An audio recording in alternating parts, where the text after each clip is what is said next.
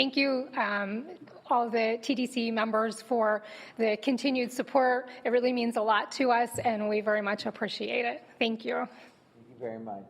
Has anyone else come to speak this morning? Yeah, please come forward. Welcome to go right to the podium there. Sure.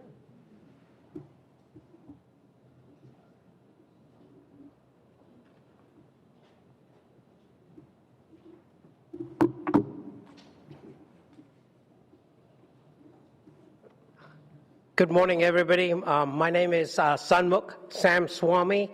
I'm the owner of the Best Western on Colonial Boulevard, Fort Myers Inn and Suites, the Tahitian Inn on the way to the beach, and the Beach Shell Inn. Those two are just shells right now. But I'd like to comment on the vote that took place last time about increasing the attractions to 50,000 from 25,000.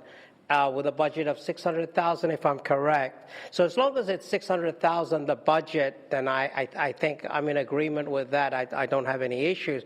But what I see is with more and more attractions having the 50,000, that budget is going to go larger and larger. So I think that's the concern that I have, that it's a lot of money is going to go out to attractions. And I think the focus of the TDC needs to be on bringing tourism in, and that's very important. The reason I say this is I was at the AHOA conference, the AHOA regional meeting in Tampa. AHOA is the Organization of Asian American Hotel Owners Association, and their keynote speaker was Visit Tampa, the CVB president, and he was speaking about how tremendous impact he has had in increasing tourism to Tampa. I mean, a tremendous increase in occupancy to all the hotels, tremendous increase in increasing ADR to all the hotels. 10 years ago, they had the IFA Award, which is pretty much the Indian equivalent to the Oscars, the Hollywood, where all the world stars come over here. They're planning on thinking of bidding for that again. So I think that's the competition we are, and I think we need to empower the visitors and conventions with the marketing dollars to really impact our tourism and bring tourism in. And the other thing that I like to say is the STAR report does not really reflect what's going on in our local economy. I think basically there's been pent-up demand, so there's a lot of demand that's been there that's not going to regenerate again and again. Also, I think the beach properties have all been shut down, so the business is coming from the inland properties mostly. And the business that we're getting in the inland property is people coming in to redevelop our community that has been destroyed by hurricane. And so I don't know how long that's going to continue, maybe a year, 2 years, but that's not going to repeat itself.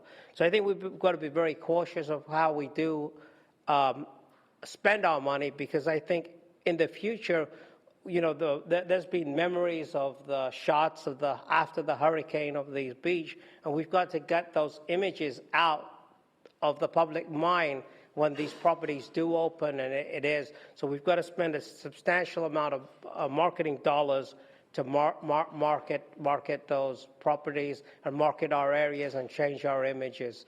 So I think that's what our viewpoint is. I think economically, we've got inflation, the consumer spending is going down, so we've got to be very cautious of how we spend our money and save it for when our economy is back on track. Thank you. Sam, very good.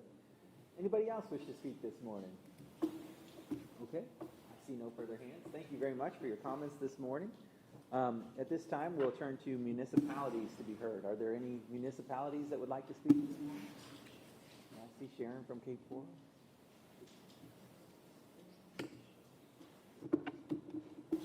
Good morning. Good morning. I'm here to give you our Cape Coral updates for this month.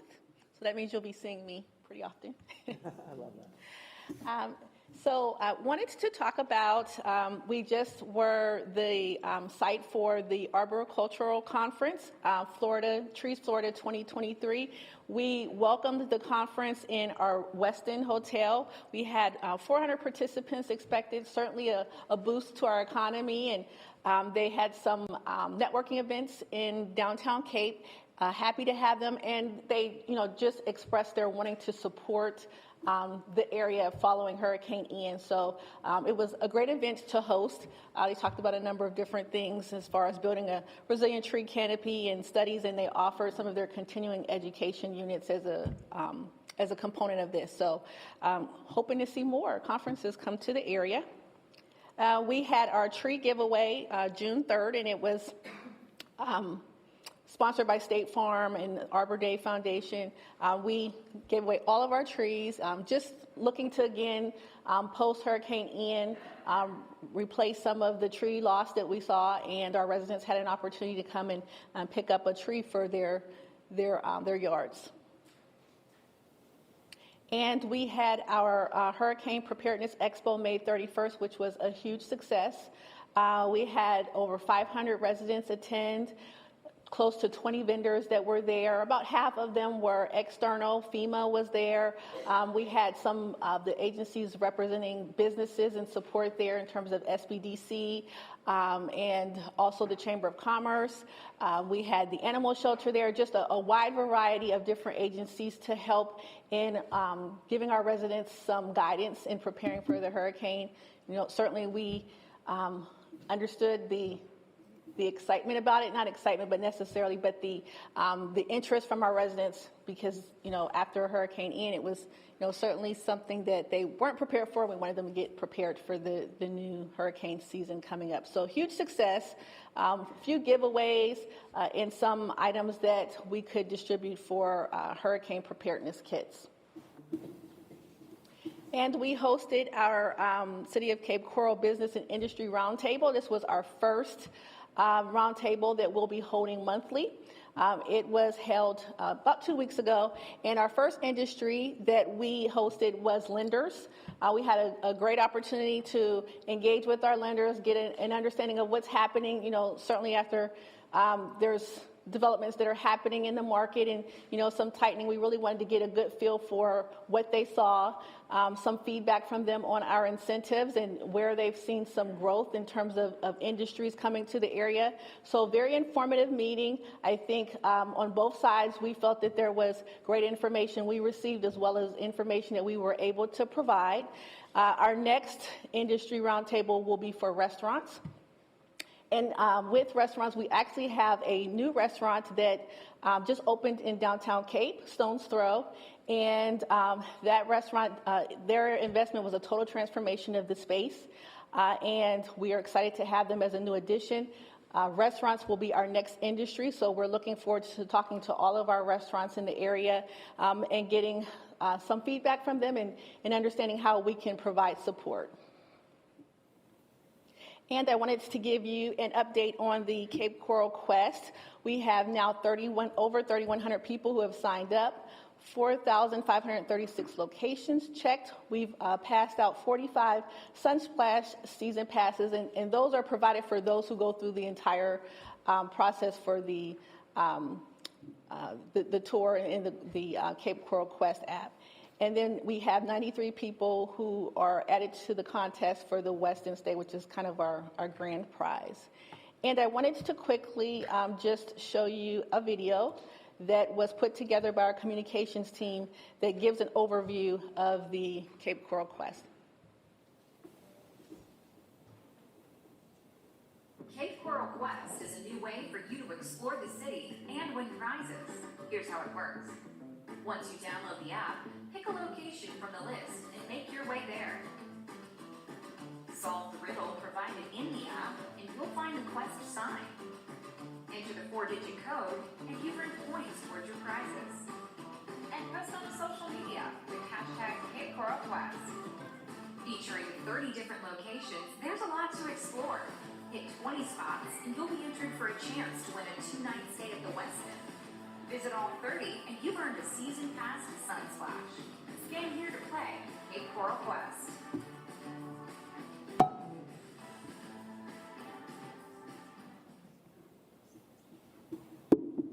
So happy to show the video and showcase some of our staff's acting skills.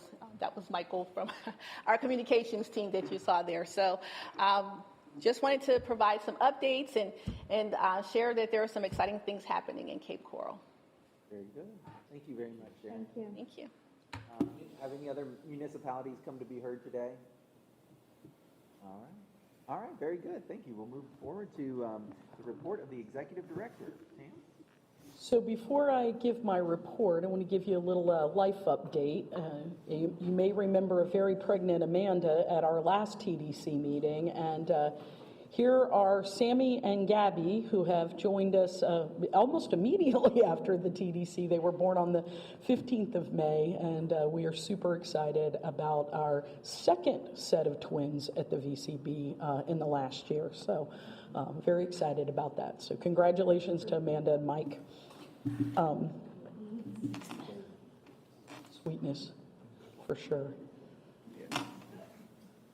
Unfortunately, the bed tax numbers are not nearly as exciting a news. April was down 57%, and I do want to put this in a tiny bit of context. We had a very good April 2023. In fact, April of 2023 was $6.9 million. April of 2019 was $3.9 million. I just want to put it in some context. Last April was the best April ever by a lot, not by a little, by a lot.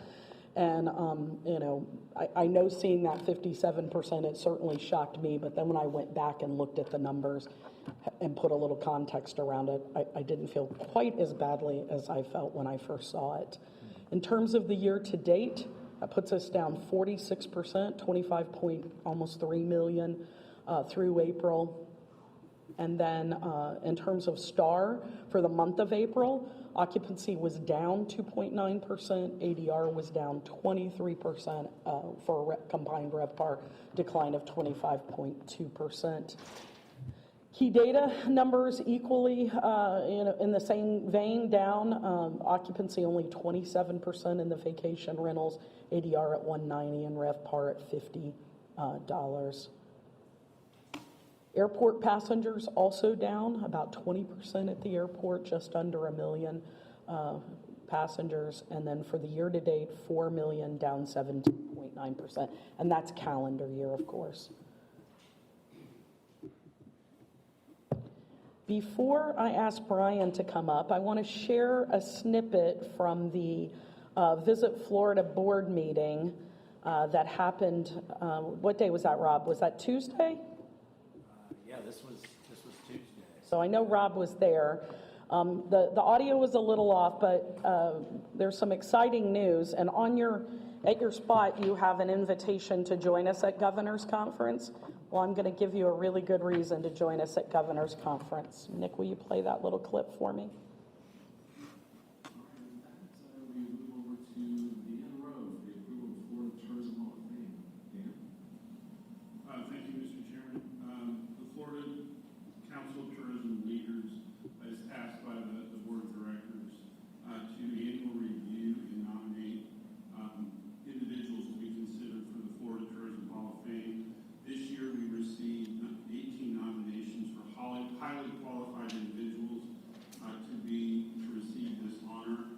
The council met and had a very robust discussion and unanimously recommended Tony Lappy for induction into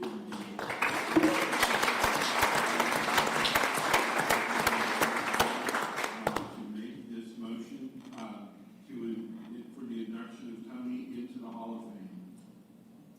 Thank you, Dan. I'm begging somebody for a second.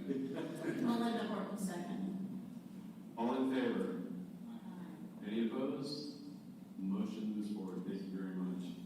All right, thank you. So I know you will want to be there to see Tony inducted into the Hall of Fame. Of course, 40 plus years in our local tourism industry. It was our honor to nominate Tony for consideration, and we are thrilled that he was chosen. So just wanted to let you know that has happened. Unfortunately, I was expecting Tony to be here. I'm not sure if he knows. I was hoping we were surprising him this morning. We did work with his team on that nomination, so he sent me a text this morning and had a little hiccup this morning that he needed to take care of and could not join us. So that's unfortunate that he's not here, but we will make sure he knows. And again, we hope you will join us. Fran said she hadn't, I think, maybe I'm wrong, she hadn't heard from anyone yet. So she's heard from Tony. But please get your RSVP if you're going to be able to join us, or if you're not, we understand, but please let us know. And with that, I'm going to ask Brian to give us a marketing update. Thanks, Tam. Good morning, Mr. Commissioner, members of council. For the record, my name is Brian Ossowski. I'm the marketing director for the Visitor and Convention Bureau. We'll provide you with this morning's marketing update. Here on my opening slide, you may remember this is Evelyn Murphy. She is one of our superstar volunteers out at RSW. She is also one of our marketing recovery ambassadors.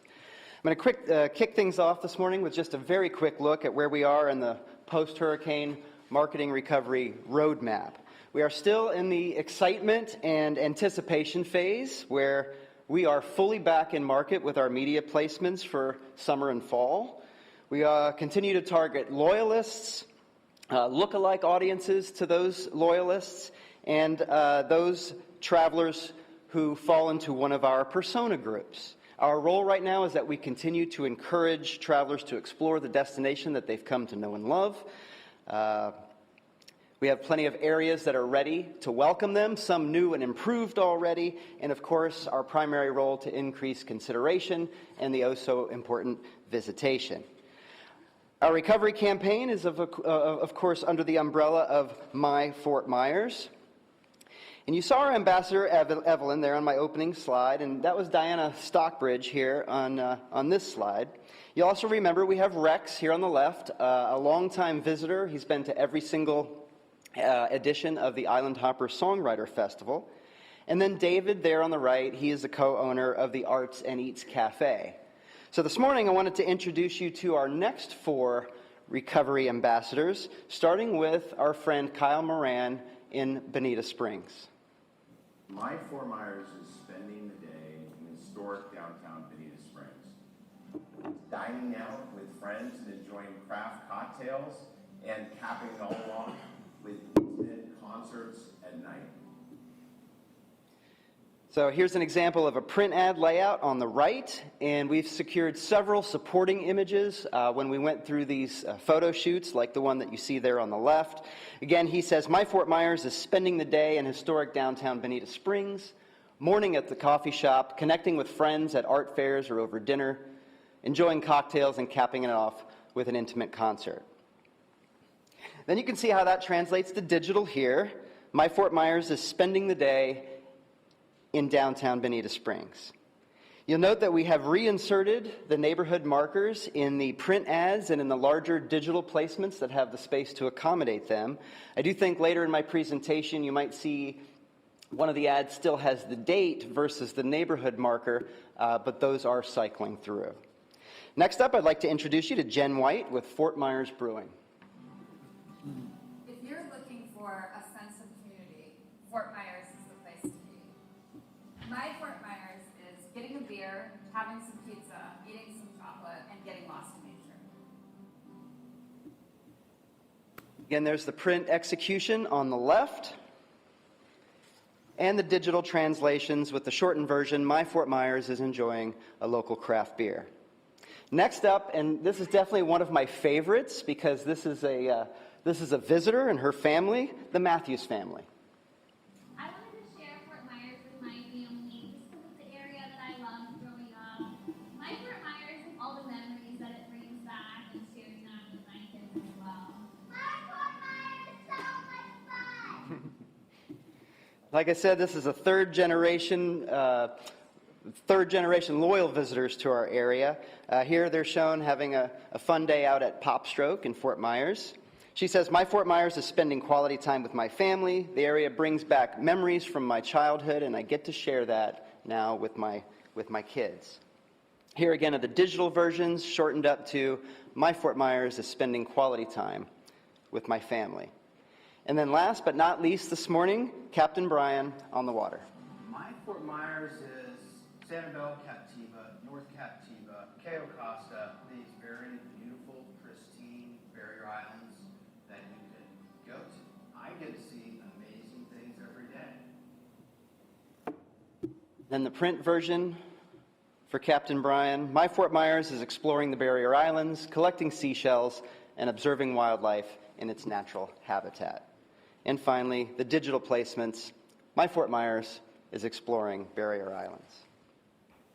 So last time we were together, I provided a pretty good rundown of some of the media placements that we had planned for summer and fall. And I want to share what some of those look like, starting with a great content piece in Midwest Living called 6 Fresh Ways to Rediscover Fort Myers Islands, Beaches, and Neighborhoods.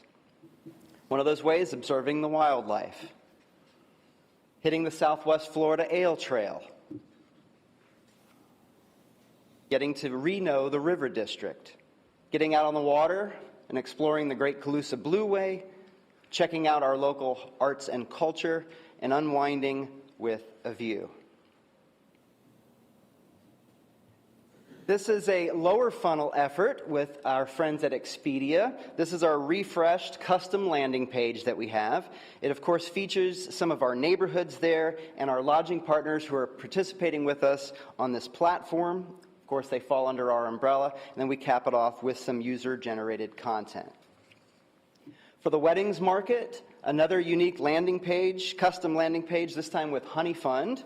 This one's really cool. It features a custom Fort Myers registry as part of the placement, which allowed us to bring in several partners and different types of activities in our area. And the last example of our media placements that I have for you this morning, this one is with a Miami NBC TV news affiliate, a morning show called 6 in the Mix, which just aired on June 2nd. Take a look.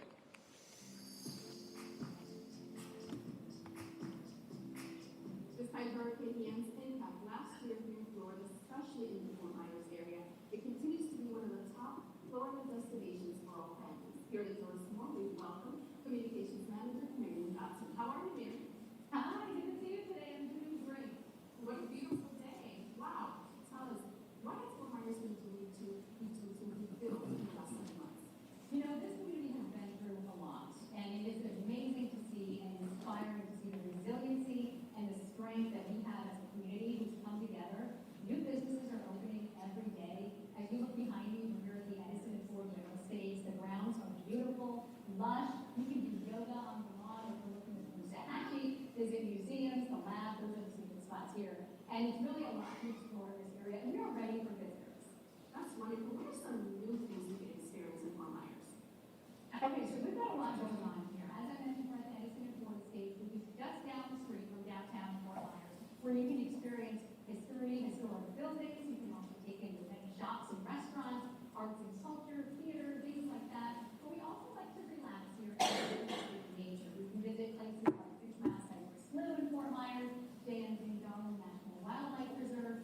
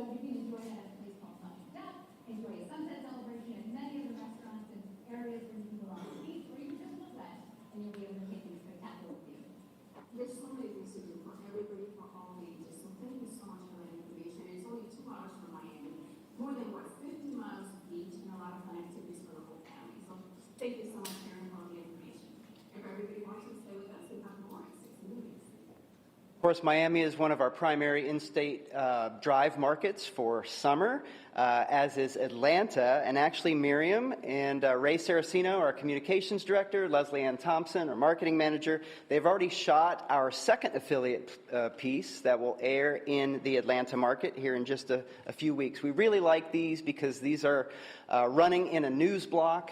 Though it's sort of more like a travel magazine feature, it allows us really to tell our story in our own words. Yes, address the recovery, but then move past it, as was mentioned earlier, and show all the great things that you can do right now on a visit here. So all totaled this summer, we're generating more than 113 million paid marketing impressions to help positively affect summer visitation.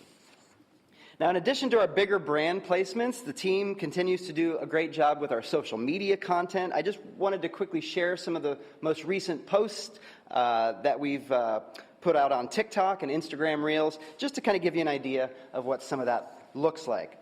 So we've been incorporating Fort Myers Beach into our content calendar, and this is a good 1-2 punch. There on the left, we're showing a must-try lunch spot that is open, and there on the right, a nice moment of FMB Zen. Sanibel Island as well. Here's a gorgeous stretch of Bowman's Beach there on the left, a little bit of Sanibel Zen of their own, and a recent post about Sanibel being open for business. And then lastly, we reached out and invited an influencer, Lost with Jess, to visit and help with some of our recovery efforts. And she said absolutely, couldn't pass up the chance to be part of an environmental volunteer opportunity. So while in town, she and her friends stayed at the Westin Cape Coral Resort, you see there on the left, and they visited Rotary Park, where they helped clear debris off of hiking trails to help prevent potential wildfires. And she said, it was the first time I did something like that, and it really made me appreciate all the people whose job it is to clear those trails every day. So a few other updates for you. Last time we were together, I talked a little bit about the Neighborhood Mural Project as one of our placemaking efforts, and this is the first in a series of those murals that we're working on in partnership with the Fort Myers Mural Society. This one was just dedicated last month. It's out on Pine Island on the side of the Eagle's Nest restaurant, and the project is meant to highlight, of course, the unique attributes that each of our community has. Visitors can interact with the design of the murals by taking pictures and sharing them on social media. I was interacting myself when I was there, feeding the pelican there on the left and swinging on the swing. The next mural we're working on is actually a double mural. It's going to flank each side of the entrance doors to the North Fort Myers Recreation Center, and that should be completed here in just a few weeks. We'll keep you posted. To complement the mural project, the other placemaking initiative that the team is working on right now are our neighborhood webcams. Now, these are all VCB owned and operated, and so far we have 5 of those live on our website right now, with the next 5 already in the queue. And I want to just take a quick minute. I'm going to click out of my presentation and show you those webcams. Let's go to the Butterfly House at Rotary Park. So this is a live view. There's a butterfly that went by. These are all 4K cameras, and I don't have as much time this morning with you as I'd like, but one of the neat features is you can actually take this camera over. You go down here, you get in the queue, and you get a little yellow light that says wait, and once the light turns green, you can move up here and select any of these pre-selected points of interest and actually move the camera. And of course, if you now try to get on there and be the person to move the camera, you can't, but it'll hold you in queue. You'll just have to sit and watch what the other people are looking at. See there, I just moved the camera. So we have cameras right now in downtown Fort Myers, at the Rotary Park in Cape Coral, the Butterfly House, the Bokeelia Pier out on Pine Island, Manatee Park, and out near the lighthouse on Boca Grande.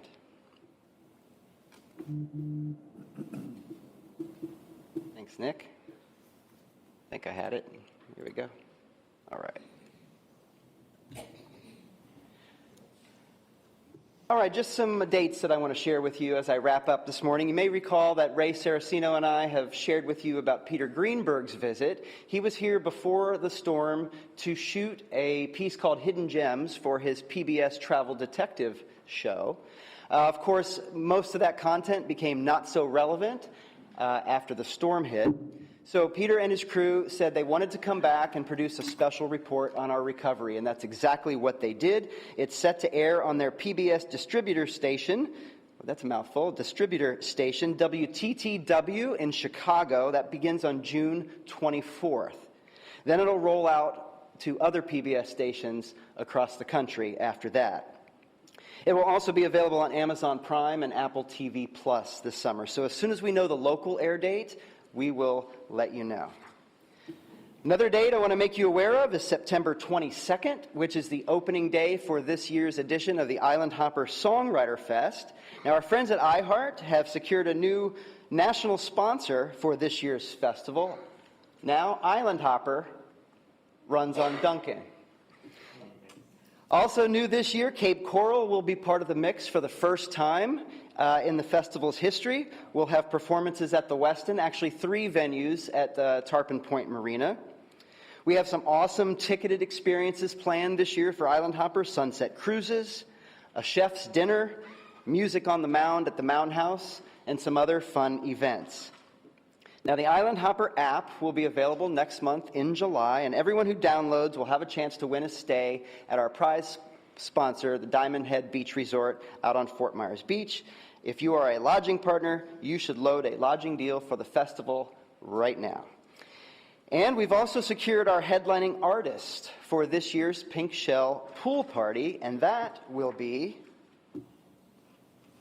Chris Jansen. Chris is a multiple Academy of Country Music Award winner who made his mark as a songwriter. Actually wrote Tim McGraw's 2011 song called Truck Yeah. He wrote Buy Me a Boat, The Power of Positive Drinkin' and Good Vibes. And there on the bottom right, you see he even had a recent collaboration with Dolly Parton and Slash from Guns N' Roses. One more date to share with you this morning, and that is Thursday, November 9th, which is when our annual meeting will take place this year. It will be at the Westin Cape Coral Resort at Marina Village, so please do mark this one down in your calendars. And that's what I've got for you this morning. I am, of course, glad to answer any questions that you might have. Yes, Mr. Stein. What, if you know offhand, what is the approximate cost of installing one of the cameras? Nancy, you might have to help me with this. There's multiple parts to it. Sure. There's the camera. In some instances, we were able to tap into existing Wi-Fi, but if we had to bring our own Wi-Fi in, there was a piece that we had installed for that. And then depending on whether power was involved or not, we would have to, in some locations, we've had to install solar. So I think they're coming in at roughly $6,000 to $7,000 a piece. And then there'll be maintenance and software, updates and that kind of thing. But I think for the value, the return on investment, it's going to be great. We're going to get a lot of eyeballs from people who are obviously keeping up with our recovery, but able to preview the destination before they make a trip here. Thank you. You're welcome. And our intent there is to show, many other areas of the community. We've always had beach cams on our website. As those are coming back online, of course, they're featured there. But by adding these, we're showing all the things there are to do in the community. And we're open to people who are interested in working with us, identifying the locations. I don't want to say it's been a challenge, but it's tricky, right, Brian? In fairness. Well, some of the locations are obviously trickier than others. Some already have the infrastructure there that we were able to tap into. So we're just taking a location at a time, and we're working with a great company and our county's IT team, and we're getting it done. I want to share, I'm so impressed with how photogenic our area is. I've been to that butterfly house and I've looked around there and walked around that park, but seeing it on the camera there, I was like, that looks like the Caribbean. That looks like the Bahamas. That's amazing. So pretty cool. Yeah, Mr. Wachulis. The 5 you got in queue, where are those at? Oh gosh, here's the quiz. We have one at the Wonder Gardens in Bonita Springs. We have one going out on Sanibel. Nancy, are you here? Help me with these other locations. Do you remember? Malachute? Is the Matt Lachey one going forward? The Matt Lachey one was, we had a meeting to see if we could put it on the bridge, so we met with DOT, but they would not allow us to do so. So we might be, I think they'd given us an indication that Bat House Park was going to be reopened, so that might be an opportunity. We wanted people to be able to see the boats going in and out under the pass. And I know we were trying. Ding Darling, we have one going out on Ding Darling as well. Springs. Unfortunately, with the bridge reconstruction, we got kind of rejected on that. But post the construction, we might have an opportunity to put one there. I mean, we've been working on this. Please know that, again, it's about a matter of identifying a spot, finding a sponsor that's willing to allow us to do it. But we're real excited about it. We think it's a great way to really highlight the community, highlight other aspects of the community, and get people excited about exploring. I'm going to Tamara or Brian, either one of you, you were turned down by DOT for what location? The Matt Lachey Bridge. Was it the bridge? Did they give you a reason why they were turned down? Because I'm thinking of the Imperial River. That's why I'm asking. I think it had to do with, they'd cited something about the traffic going back and forth. They didn't want to additionally highlight any of the traffic, even though we said we were going to point the camera, to the water. And obviously, Matt Lachey is in early stages of recovery, so I think they had some concerns about how they would be perceived. So that's okay. Don't they already have they have a camera on top of the bridge that is on their website? They do. Okay, just wanted to make sure I understood that right. Sometimes playing government is fun. We'll get people in a room and we can talk about it. Yeah, Bill. Just a suggestion, and Sharon is here, might be able to help out. What I didn't see is something that would attract kids, children, and certainly Sunsplash, as you saw in the image, when you talk about being photogenic, and that was a gorgeous image, and to be able to have that to be clicked into as a camera, and to see the kids enjoying, the water park, I think that attracts people to the area too. It's a good suggestion. Ron with Pro Parks has become a good friend of the VCB. We can have that conversation. All right. Very good. Thank you. Thank you. Brian, I appreciate you. All right, sir, that's it, but I do have some special guests for you today. All right. Well, let's go right into that. All right. I'd like to welcome Katie Briscoe and Clayton Reed from MMGY. I don't know. I'm sorry, Clayton. Maybe you can tell me the order. We had coffee this morning, and that's the one thing I failed to ask you. Going first. I was resentful that you put Katie's name before mine on the agenda. I was going to ask you about that. I don't know if you know, but she's CEO. Right. She's going to join me in just a minute. Always a pleasure to be with you guys. And, Brian, for me, watching you so elegantly present that work makes me really proud. Like, it's just the amount of work that's being done in recovery, but also just the body of work that the team creates it really makes us proud. So thank you for that.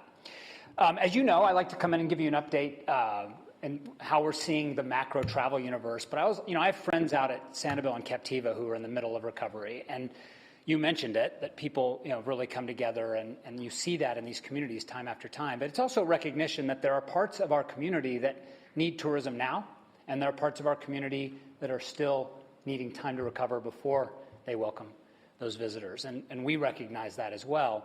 But I think, at least if you stand back from it, we've worked in war-torn regions, hurricane regions. We dealt with Zika virus with a number of our cruise customers. When you're outside the community as a potential visitor, you don't feel it the same way you certainly feel it inside the community. And the good news is, typically, and even in our surveys we've done recently, only 6% of people we surveyed consider the hurricane a consideration when thinking about coming to Fort Myers. And that will diminish over time. People have short memories about these things, and the more content we can put out, the longer we build the brand against what happened here was certainly devastating. I'm not trying to minimize it in any way. But the good news is travelers forget, and they're ready to come again. And even today, when we're still in the midst of recovery in our own surveys, people are not telling us that they're concerned substantially about coming back because of the hurricane. And I think that's a piece of really good news. Katie and I are going to walk you through some macro travel conditions and then some of what we think is important from a brand and marketing standpoint. But I always like to start with this notion of false narratives. The previous slide I showed you where Often you'll hear the devastation narrative continue, but it's not always true in everybody's minds. The same has been true with travel recovery. People missed it. Whether it was media bias or recency bias or whatever it might be, recovery continues to happen. The travel economy continues to be really strong. WTTC had it at about $9.2 million in 2019 and now projects $13.1 trillion global travel by 2025. So you think about the cycle of recovery here in our community, we're going to hit a really good point of growth in travel from a macro standpoint that's going to help fuel the recovery. In my mind and in our research team's mind, we are not facing a travel recession. There will be on the margins some softness, but the travel recovery is still full force when you look at the metrics. So just flashing through some economic conditions that allow us to believe this. And by the way, my head is not in the sand. There are certainly challenges. The IMF believes that a third of the world will be in recession in 2023. But I think what's important to recognize is that the recession is unfortunately more a problem for the have-nots than it is for the haves. That's an unfortunate economic truth. We can have a discussion separately about that. But travel, and travel in our own community, is driven by a more affluent traveler. And they are not right now being affected as substantially from an economic standpoint. And I'll come back to that. It's more about the middle class and the lower middle class who have always struggled to make ends meet, who are really challenged. And so when you look at the economy side of travel, we think there's some issues I'll talk about. But relative to the affluent and upper middle class market, the travel market continues to be very strong. The other thing we've all dealt with, of course, is labor. And whether you view it as good news or not, and whether you like Fed speak or not, the fact that we are battling inflation is helping create better labor conditions. I was at dinner at Oxbow last night. I was really pleased to see how great that restaurant was staffed. The service was fantastic, which is not the experience we were having a year ago or 2 years ago, not necessarily at Oxbow, but in a lot of places because we were short-staffed. Labor's coming back, which is a good thing. So what are the headwinds we see? First of all, household savings. This is a huge factor when it comes to travel behavior. During COVID, people saved an historic amount of money. They are now saving more like what they've typically done. 4% in April of 23 is about the household savings rates. And people are now dipping into credit. They're using debt, revolving credit, credit card debt, et cetera. The good news is, after home improvement, travel is the next discretionary spending item that those people use. So travel benefits even from a more credit-driven environment. From a leisure standpoint, it is important to note that some leisure intents come down. So if you look at this first line, this is par, this is average, going back to 2007. And then you see what was sort of a median high point when we had a steep recovery from COVID. People went right back to travel, and now we've come down a little bit. But we're still well above average. We still see strong intent. What we don't see is people's belief that they got what they paid for. The perception of affordability in the travel industry has taken a hit. People think they paid too much for what they got during COVID. People paid huge premiums and then found restaurants closed, spas closed, small labor issues. So what we're seeing in our surveys is people now have a little more heightened sense of price. And in fact, COVID is no longer even a top 10 consideration when considering travel. Affordability is now the #1 consideration across all travel cohorts. And important to recognize, the truth is it's just more expensive to travel. And it's more expensive to travel because affluents are driving up rates and because commercial and international travel is coming back, and unlimited capacity, that creates compression, which creates higher costs. But for that middle class traveler, for that more, I would say, challenged economic traveler, value inducements are now very, very important. Over a third of travelers say price is a #1 consideration when considering their travel. That goes to, it's been more expensive to travel, I want a better value this next time, and also maybe my household's a little tighter than it was before. The other headwind I want to call out, and you may be aware of this, is visa wait times. If we as an industry could get politically active on any one issue, this would be it for me. The average wait time for a visa right now to come to the United States is 400 days, which is ludicrous. It's getting better. U.S. travel's lobbying against that, but that affects our community directly. When communities around the world want to come to the United States and have to wait over a year to get a travel visa. How about tailwinds? So I don't know if you saw the volumes for Memorial Day, but flights were back basically at 2019 levels. If you look at TSA checkpoints, we're above 2019 and significantly above 2022. Now, again, you just saw the RSW numbers. It's different here because of what we faced with the hurricane.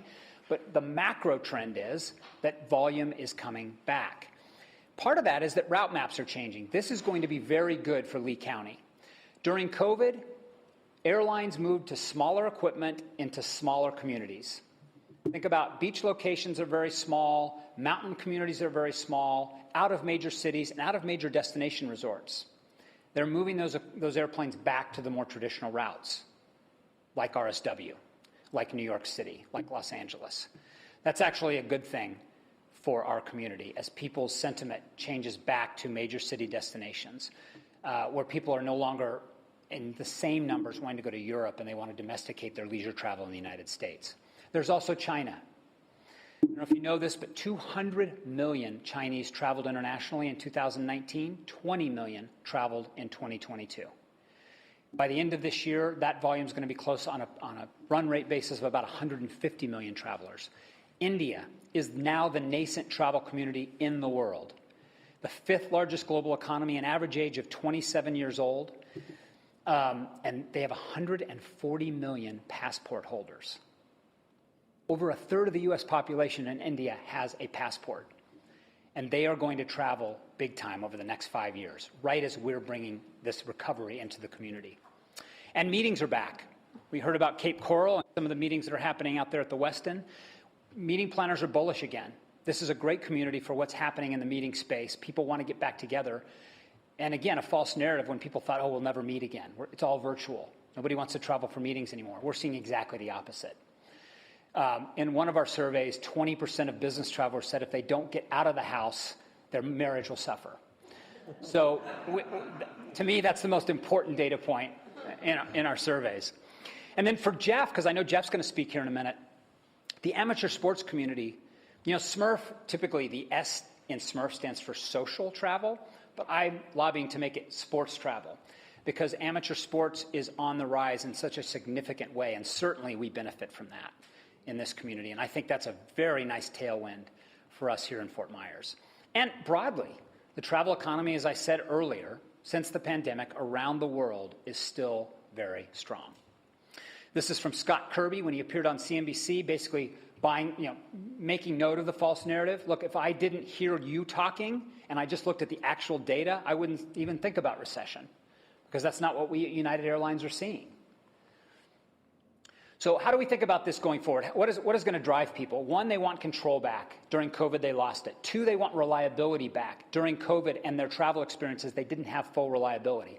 And three, as I said earlier, even if I'm paying a lot, make sure I'm getting value for that. Make sure the restaurant's open. Make sure someone's there to check my bag when I want to check my bag. And who's going to drive us the next few years? As I mentioned earlier, affluents by far are over-indexing travel. One of the perhaps unfortunate or fortunate circumstances here is that we're rebuilding product that's going to be better. We are rebuilding product here that's going to cater to the more affluent travelers who are willing to pay more and the hotel owners here are certainly going to expect to get more because of the investment being made in the inventory. And we see affluent travel being a long-term tailwind, which will benefit this community. Even when you look at PCE, consumer expenditures, they continue to go up. LVMH, Bernard Hinault, for a while, was the richest man in the world. LVMH printed a 23% growth in revenues in the fourth quarter of last year. Louis Vuitton, Moet Hennessy, luxury brands. Affluents are spending a lot of money. I make the joke that you can now buy a Kylie Jenner lip kit at an airport out of a dispensary for $40. So you know people have money if they're doing that. And this idea that affluent travelers are perpetually thinking about travel. So even though not all of our best inventory is available right now, people are still thinking about it for next year, for 6 months from now, from 18 months from now. We have to be top of mind because the people who are really spending money in travel are always thinking about travel. This is important, especially to Katie as our CEO. I think 70% of our management at our company is now female-led. Women still, this has always been true in travel, control a lot of decisions. It's really important to understand that females in households control travel decisions. It's also important to understand that as it's always been, and especially in Fort Myers, older travelers are incredibly lucrative. They have more spending power than any other cohort in the United States. A lot of people like to talk about millennials, Gen Z, and how they're the up-and-coming generations. And in fact, millennials are the largest cohort in the United States. But seniors still spend the most on travel, and they still have the most discretionary time. They're an incredibly important market for us. And that is because wellness travel is becoming more important. And for us all to recognize, and I've been at TDC meetings in the past where we've talked about disabilities and our ability to market or to work with people in disabled communities, almost 1 in 5 Americans now identifies as having some sort of disability. Part of that is aging population here, and part of that is we have increasing challenges in our populations. And understanding that and how travel has to address that is really important, I think, going forward for us. Quickly, before I bring Katie up, some of the things in consumer, you've seen me show this chart before, perhaps you remember it. We call this the bumblebee path to travel. It is still a very frenetic marketplace. We have to be a lot of different places. One of the things I really appreciated about Brian's presentation is seeing all the different places we are trying to create content, where we're building the brand, because that's how the consumer shops. And really importantly, is now people are leaning more on travel advisors than ever before, especially for international travel coming into the U.S., but even domestic travel. 1 in 5 uses a travel advisor on a growth basis from 2019. The OTAs are still very important. The Expedia partnership is really important for us because people are validating their decisions on platforms like that. 1 in 2 use an OTA before booking a leisure trip, and that's why that Expedia package is such a powerful marketing component. And then, of course, everybody's talking about AI and ChatGPT and the things that now can be done in an automated way. And our argument is there's a bifurcation happening, and two realities can be true at the same time. We are going to move to automation of simple things, booking, logistics, processing. But at the same time we're doing that from a marketing and product standpoint, there is more bespoke travel happening.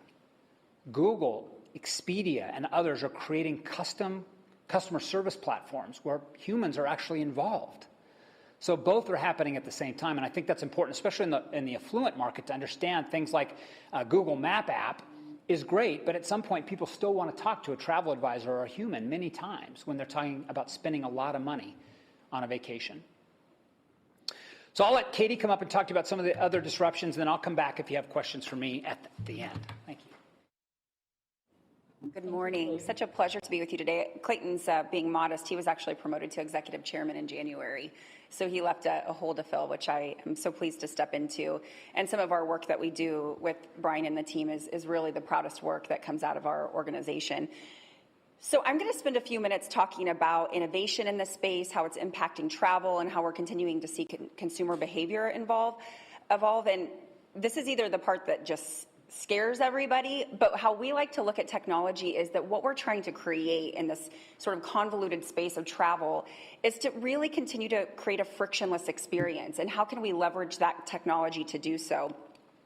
So everybody's talking about Web3, this continued evolution. We look at this as truly a springboard in which we can make things easier for consumers to connect via blockchain, making currency easier to transmit. This is really the continued globalization of the world. And we certainly won't get into like another time crypto and the regulation. We're watching all of those things. But Web3 is going to continue to allow for a more connected world. We've talked about NFTs. You know, 2021 was the year of NFTs, but I was actually talking to Clayton this morning. The first NFT was actually produced in 2014. So I think these things come into the marketplace and people start talking about them, and we think they've sort of just come from nowhere, or come out of from relatively nothing. But these technologies have been worked on for years, just as AI, which I'll touch on briefly. But we're starting to see how NFTs can really be applied in the travel industry. And we can talk about artwork being sold, but what does that really mean to us as we're marketing travel? We're seeing it take place in booking and loyalty, really starting to think about how NFTs could really revolutionize Passport. But we're starting to see these applications take shape, and we're certainly watching and thinking about the application for Lee County. I don't know if any of you have flown through the Philadelphia airport recently, but biometric facial recognition is now in 25 gates. And again, when we talk about how seemingly far behind the U.S. is, and Jeff Freeman talks about this in U.S. travel, is that we're really behind the rest of the world in terms of the technology that's powering a frictionless experience in the U.S. And so starting to see these tested in our airports is really going to create a more seamless experience for travelers moving across the country, and it's certainly global travel as well. We talk about the metaverse. This isn't a second life. This is really, again, a plus-up experience. We're starting to see many players in the space in the metaverse create a really robust brand experience. So we're continuing to watch how this is affecting the travel industry, who's getting involved, and really what is that return on investment when you get into a space like this. Clayton talked a little bit about ChatGPT, and we're continuing to talk about how AI can, again, create a more seamless traveler experience. We are thinking about this in the way that we talk about, travel guides, recommended experiences. There are certainly ways that we can start to create an ease in which travelers can capitalize on this information when planning a trip to the destination. Watching that, looking at responsible and ethical ways, I think that's, there's so much noise around AI, and is it replacing everyone's job and things like that? That's not a concern. I think that at least in our organization, the way that we think about how we would treat generative AI is about how do we create a seamless experience, and how do we make things easier that have traditionally been very difficult when you're doing any sort of a broad marketing activity. But there's still a human element that has to come into play in terms of creativity and certainly respecting the brand that we've built, particularly in this destination. We are seeing the big OTAs as we would, because they've got just a gajillion dollars to spend in the development of this. But Expedia and Kayak were actually the first on the scene to really converge this sort of AI with booking. We're watching that closely. But again, while we broadly consider ourselves frenemies of the OTA, we still want to have some control over the experience and the booking and how we're working with and inspiring our visitors. So we're watching all of that and thinking about how we can apply that to the advantage of this organization. Wanted to share this with you quickly. Hello, my name is Maria. I am a purpose-driven and socially interactive artificial intelligence-powered virtual being. I am a mix of art and science and the world's first virtual citizen created for Visit Malta. My learning journey with the public has just started, and over time I will evolve to have a vast understanding and knowledge of everything about Malta. I am also available on a mobile application in multiple languages as a guide throughout the country. See you soon in Malta. I can't wait to meet school children all over our beautiful island and meeting you at fairs, conventions, and expos around the world. So the bleeding edge of this AI technology is an AI concierge in Malta that's consistently learning and helping to expose global travelers to the destination. These are the things that are happening in the space. Again, we see these things happening, and we're thinking about what a relevant application is in this destination. So let's start talking a bit about how consumer behavior continues to change. The U.S. average citizen spends 11 hours a day consuming media. It's 65% of our waking hour. And I think when you think about that, it takes you aback a bit, but it's a reality. And so when we think about a Meta, a $500 billion organization, 98% of their revenue comes from advertising. Mass marketing is not going away, and consumers are continuing to use social. So how do we take advantage of that, of course, in selling a product like Lake County? I will talk about TikTok a bit. We are heavily involved in this space. We are watching the continued conversation about TikTok, but the network has come onto the scene and just clobbered just about every other social media network in terms of time spent. Let's talk a bit about influencers. So I think about this all the time. When is the influencer transition into content creation? 49% of consumers depend on influencer recommendations. That's why Brian talked a great deal about how we continue to lean into leveraging influencers to tell the story of the destinations in Lake County. 82% of people trust social networks to guide their purchasing decisions. Social networks continue to matter a great deal. And we think about TikTok and how much time is spent on TikTok, TikTok kitchens. We think about TikTok as a younger audience, but the highest growing demographic of users in TikTok is 45 plus. We also know that this is a part of the conversation. Braden Carr, the chairman of the FCC, said a lot of people look at TikTok and they think it's just a fun application and sharing dance videos, but at the end of the day, it's China's digital fentanyl.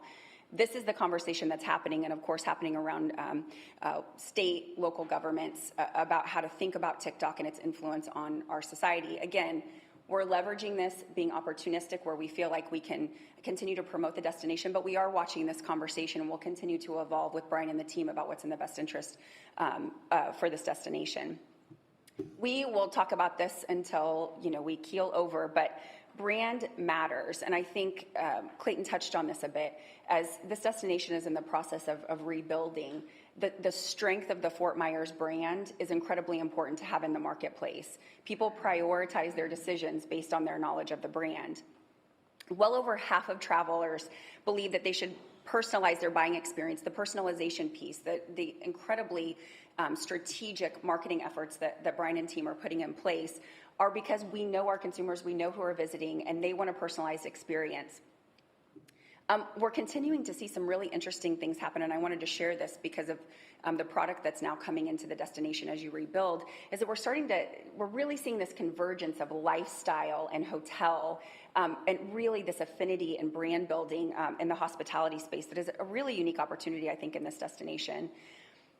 And authenticity, who we are. I think that the transparency in which this destination has communicated the rebuilding effort has been incredibly important to the trust and the vitality and future of this destination. People stay loyal to brands that they can believe in. And you have spent years building a brand that people now trust and will see you through your most difficult time, and will be here to support you when all of these assets are fully open. We spend a lot of time talking about corporate social responsibility. I think this destination has leaned in a great deal to environmental discussions and really the 360 perspective, that it's not just about the environment, it's who we are, what we say we are, how inclusive we are as a destination. We're seeing this number continue to grow in the U.S. Outside of the U.S., we're seeing a little bit more progressive thinking about environmental responsibility than we are, but nearly half of travelers are focusing more on their environmental impact. I think that's a great sign pointing that we're having and inviting responsible travelers into the destination. What we're seeing is that while they're aware, are they digging deeper in their pockets and paying more for those experiences? We haven't seen that behavior turn yet in our research. I think it will continue to grow, like I said, outside of the U.S. This number is growing at a faster clip, but only 1 in 5 are really willing to pay a nominal fee. So we've got to figure out how to blend those things to allow us. We know it is more expensive to run environmentally sustainable practices in our hotels and in our destination. How do we demonstrate that value to consumers? So tying up Clayton and I's discussion, hopefully with a bow, these are what I would leave you with if you take anything from us today, is that all signs are pointing to growing demand. The inflation conversation isn't affecting the traveling community, and we do believe that Fort Myers is well positioned to take advantage of that demand. The market is moving more up market, so Clayton talked a bit about affluent travelers, this luxury orientation, and this is an incredible opportunity as you think about new products coming online in your rebuild. I do think that certainly, while not underscoring the devastation of the hurricane, that is a bright light in terms of the opportunity that you have to build for the market that's coming.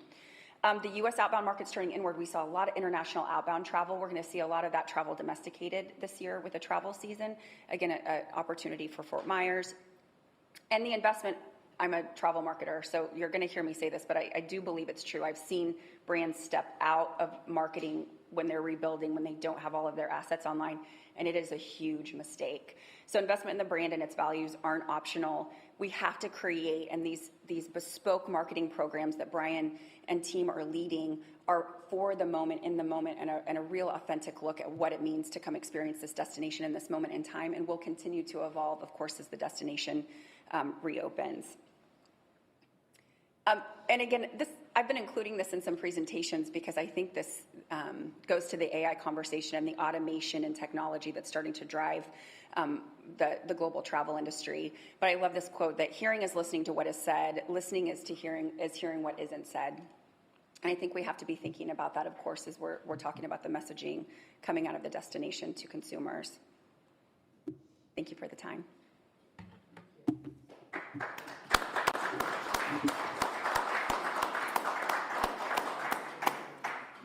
Councilman Steinke. Just a quick question, as it relates to NFTs and AI, in what is now seemingly the old world, keywords and meta tags were important. Are we moving more into verbal communication and imaging being more of, the direction where someone will be sent, so to speak, in our marketing efforts? Well, and Brian, when we get into, if you want to join us on stage, if you want to answer any of these questions, but we continue to watch the adoption of voice search. That's something that we've been paying attention to for many years, and how we think about that in page search efforts and creating content that will react to voice search. That's an element that we've leaned into and thought about a little bit differently in our paid programs. But again, as consumer behavior change and that consumption changes, we are thinking about how it's relevant to the marketing efforts and the target audiences in this destination. I think there are two major things coming. One is NFTs and crypto, and that whole discussion about the Bored Ape and all that is superfluous. What's changing is the underlying technology that is going to allow peer-to-peer sharing of airline tickets, hotel rooms, destination tokens. That's already starting to happen in Latin America. So I think the underlying commerce of travel is going to be changed by blockchain eventually. Second element is what is real and what isn't. Katie mentioned authenticity in a brand. At what point do we know what's real and what's not? Because it's going to be so easy to generate images already with applications like DALL-E. I don't know if you've seen that, but it automatically generates creative assets, or ChatGPT. So as consumers, how do we wade through what is real and what isn't, and how do we make decisions based on what's authentic and what isn't? I think that's going to be challenging from a marketing standpoint. And to add a little bit to that, the interesting thing about AI is it's about 18 months behind the data. So as an example, trying to use AI for our destination right now, that's not working, because some of the things that it's going to talk about are not open, are not available. We're in an interesting position, and you don't realize how behind it is. It's not an instantaneous update. It's content, right? And they're calling content, and the more content in one area, that's the content they're going to pull. So, like the keyword aspect of it. So it's not going to know that Lighthouse Beach is closed, because all the articles about Lighthouse Beach tell about its assets, and they're seeing so much content about Lighthouse Beach, they're missing the portion where it's closed. Tam, that's a fantastic point. Sorry, Clayton. So it's an interesting situation. What we've been doing, to your point, is because it's not up-to-date information, is auditing what those returns are, because we know that people are starting to use AI to learn more about the destination. So what we're thinking about is how do we feed it? How do we feed it more relevant content through an audit? And understanding how it's updating and how the technology is working is going to be critical right now. Commissioner, to your point, I think what pervades this whole thing is those who have the money can create the content that may or may not be right. Even now, ChatGPT often, to Tam's point, gets things wrong. Ask it about Saturn, and it will give you some things that aren't true about Saturn. So those who have the money to control what the content is, I think, are going to be able to feed that system in a way that is perverse and not balanced and not always accurate. Well, that was exactly my point, Katie. Thank you. Are we feeding the system, to generate the information that we want those consumers that are seeking it that way and are becoming more and more reliant to that? Are we being proactive to get it, to keep it up to date, rather than relying upon old images, old verbal recordings, that types of thing? Thank you. I have a question.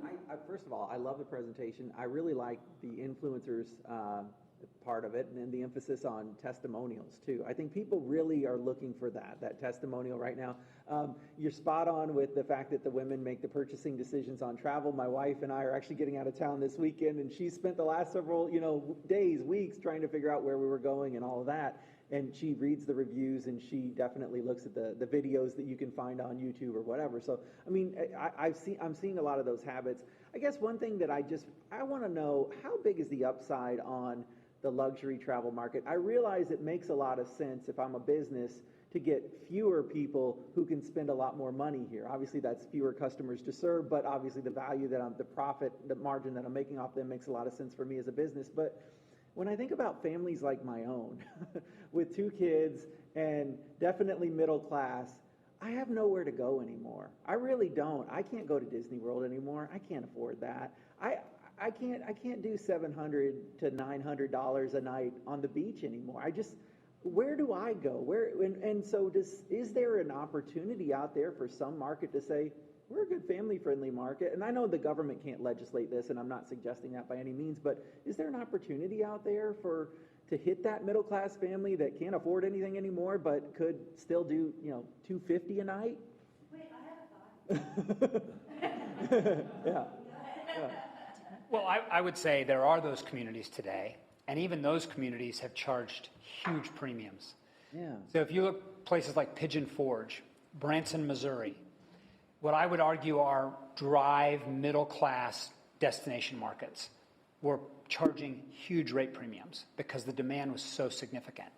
Then you contrast that with places like Aspen, Colorado, who had its highest RevPAR performance in history during COVID because everybody flocked to the mountains.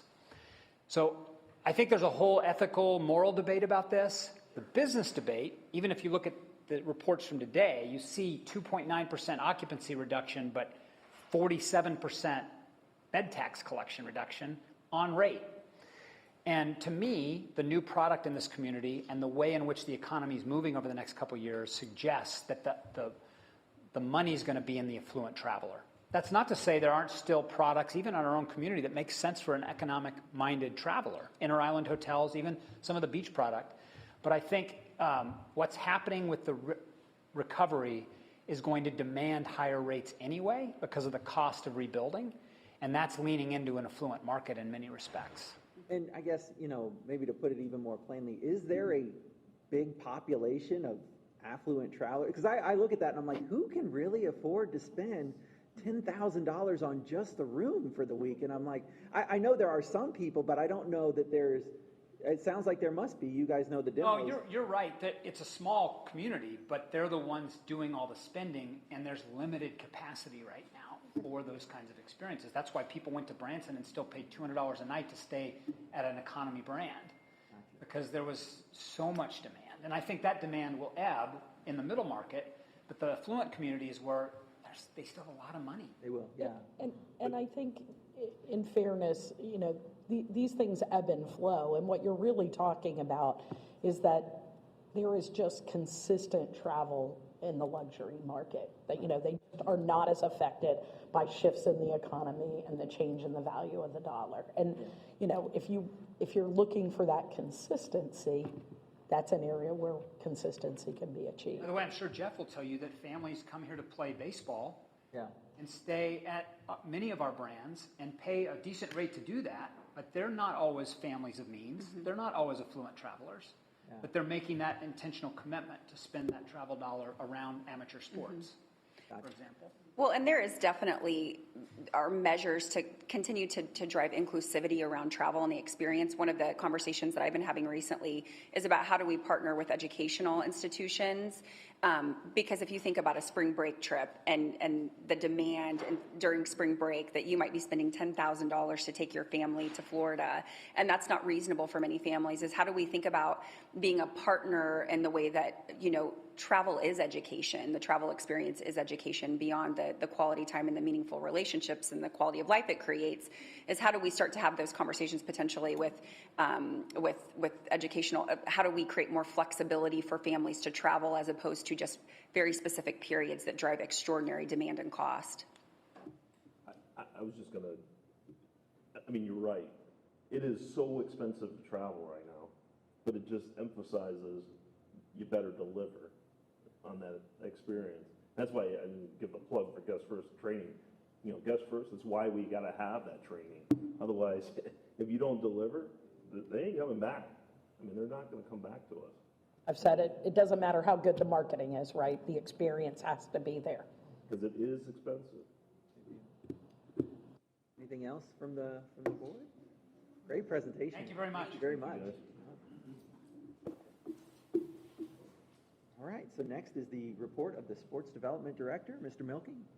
Good morning, all. Good morning, Mr. Chair, Council, Clayton, and Katie. Tough act to follow, so do my best.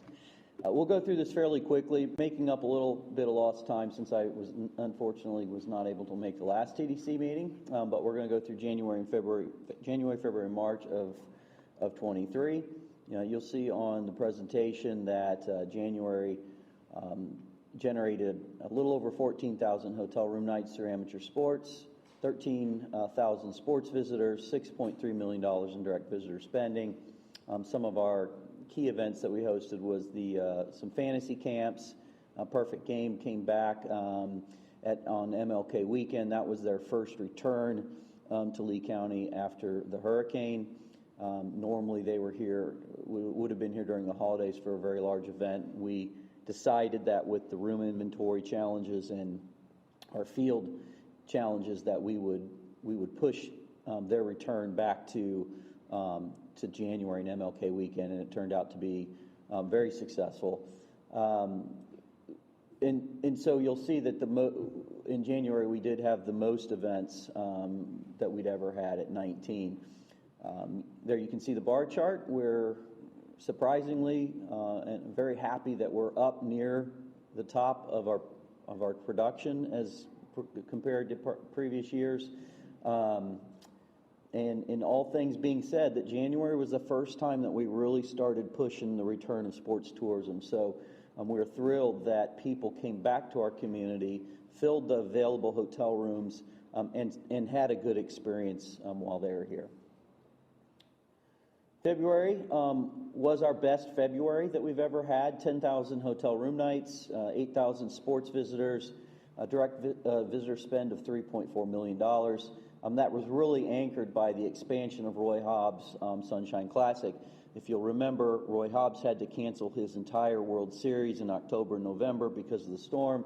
There was some pent-up demand through his customers who are all adults, 35 and over, who still want to play baseball, and they really returned in February for his events there.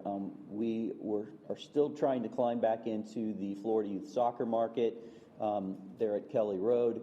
And then we do a lot of ice hockey events this time of year, both down in Estero at Hertz Arena and the Stadium downtown Fort Myers. And you can see the bar chart. So we've exceeded our all of our past Februarys. Flipping to March is typically anchored by Lee County Parks and Recreation hosts the Gene Cusick Classic, which is a college spring break baseball and softball tournament. 7,800 hotel room nights generated, a little over 6,600 tourism visitors, sports tourism visitors, direct visitor spend of $3.5 million. And we are still having, even though March tends to be our highest price point when it comes to booking a hotel, we still have colleges coming here. We still have gymnastics. It depends on the markets, whether they can bear the increased rate of our hotels. I will say that we lost, I think, 4 or 5 Gene Cusick teams this year because of the price points. That was when they decided not to come back to Lee County. They did state that the cost of the destination has exceeded their travel budget. So we'll see over the next year or so where that goes. So you'll see in March we're climbing back from our COVID years, and we're trying to get back up into the closer to 10,000.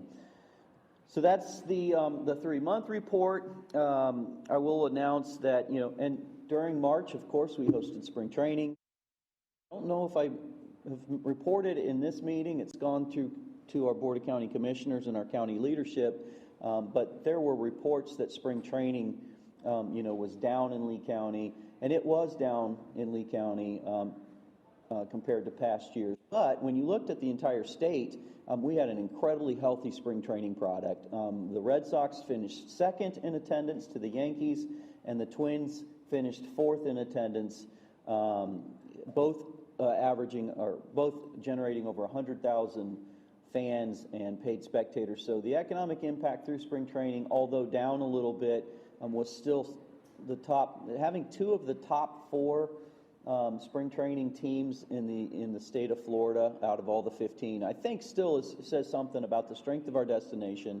We did hear a lot about price sensitivity and beach unavailability throughout spring training, but still, again, to be number 2 and 4 in the state, I think just speaks volumes about our industry and everybody in this room and what we do for a living.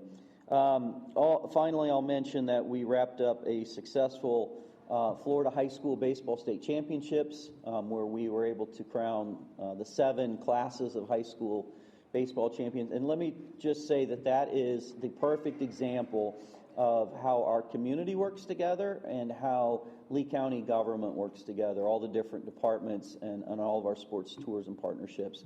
We had our Parks Department rises up during that event and is so important, and they spend about 9 days from sunup to sundown putting together this high school baseball state championship. And we want to always remember, even though we've now had this event like 10 or 12 years in a row, we want to make sure that we remember every time we host that event, it's that kid's potentially their only time in their history that they're going to compete at the level of a state championship. So we never forget that every single game is of the utmost importance. And I just want to thank the team. Tommy's in the room. Allison does our housing for that event. Mark Weber with the Twins. Twins and the Mighty Muscles are really amazing partners throughout that baseball state championship. And again, Parks and Recreation team, just I can't say enough about that team and what they do for your sports tourism products. So that is my report, unless we have some other questions. What questions do we have? All right, very thorough, great report, Jeff, thank you. All right, we're moving to the new business part of the budget, or of the agenda, and the budget is first on the new business agenda, so Tam, please introduce that. Sure. We sent you last week in your email a copy of the proposed budget report. Just for context, I know we have some new members around the table.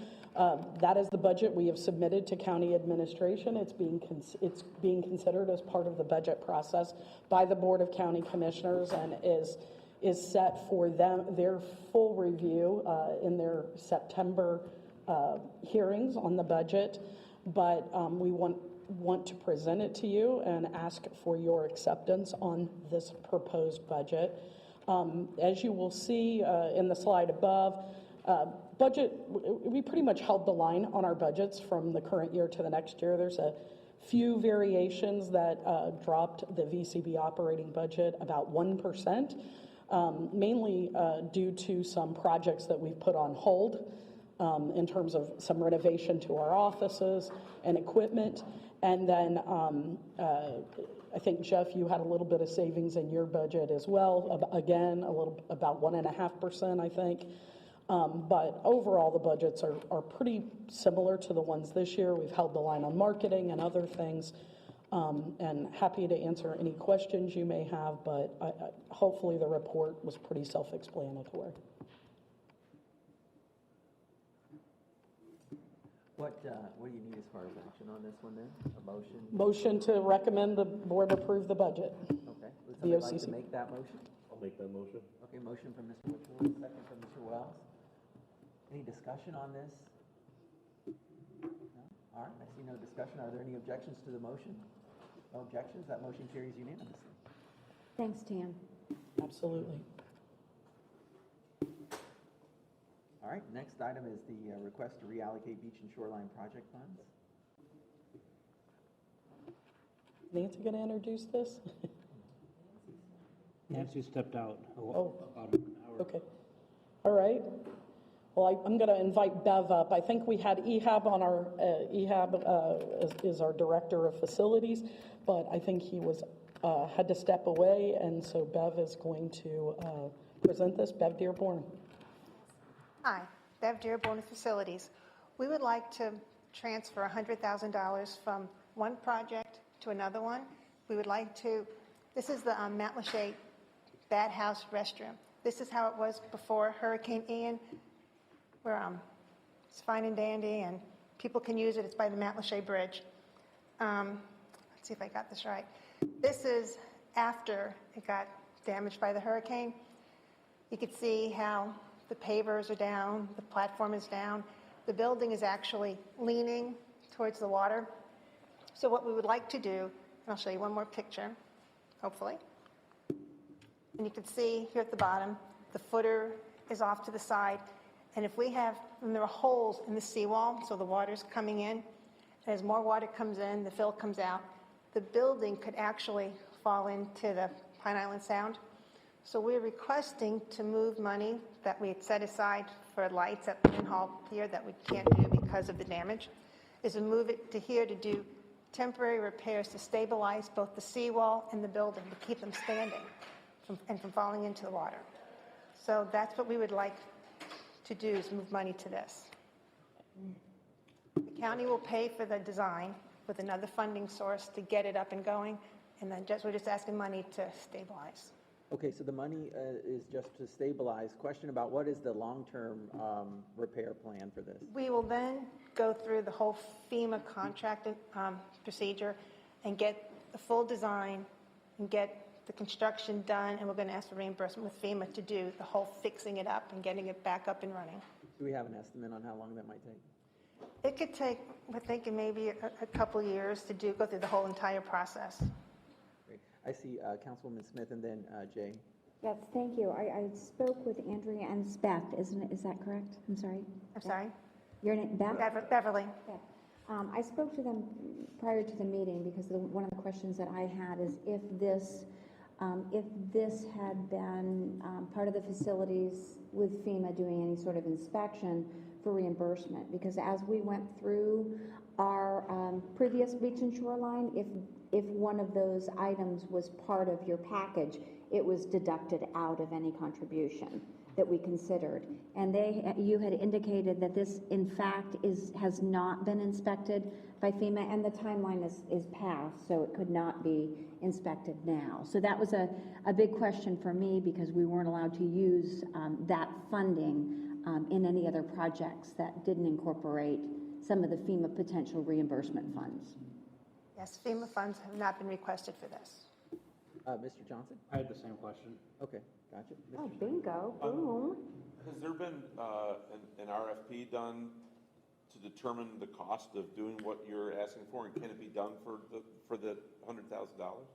We are just finishing up a contract for the engineer to go through and design it, so we don't have the cost yet. We're going to hopefully get that and come to the board in hopefully August, but we don't have a cost yet, but we're working on it. And is there a funding source outside of the beach and shoreline money that you're asking for if the costs exceed that amount of money? We're hoping 100,000 will do it, so to get it stabilized. And like I said, we're going to use the county's money to do the design and the engineering, what we need to do. We're planning on doing riprap on the outside of the seawall and putting fill on the inside and then stabilizing the building. And we're thinking 100,000 should take care of all of it. Mr. Johnson? Is there currently portable restrooms set up in that area? Not that I know of, no. You have to go to the park just a little bit further down. Right, I know what's happening, and I have the same concern about FEMA, but I also know the importance of this restroom, because people are using private land as a restroom there, and that's happening on a daily basis. Yeah, I mean, they're fishing at the bridge, and that used to be the restroom for right. That's the world's most fished bridge, right? I mean, I guess it's the world's fishingest bridge. Yeah, so, did you have something, Mr. Wachulis? The fishingest bridge. Just, if you clarify the 100,000 that you're not gonna spend to do this, just what? We had actually, it was about $400,000 that we requested to do major light repairs at Lynn Hall Beach. We returned a good chunk of that to the TDC earlier this year because we knew we couldn't do it because it was destroyed, but we have enough money left over for other maintenance projects that we thought we would do, that we could cover this without asking for any additional funds. Basically, they're asking to transfer funds from their beach maintenance funds that were going to be spent on some lighting project at Lynn Hall to this project. So we're not allocating additional money, we're shifting money from one project to the other. But and if it was within that project, staff would, approve this, but because it's shifting it from one project to a project you've never seen before, that's why we're bringing it to you today.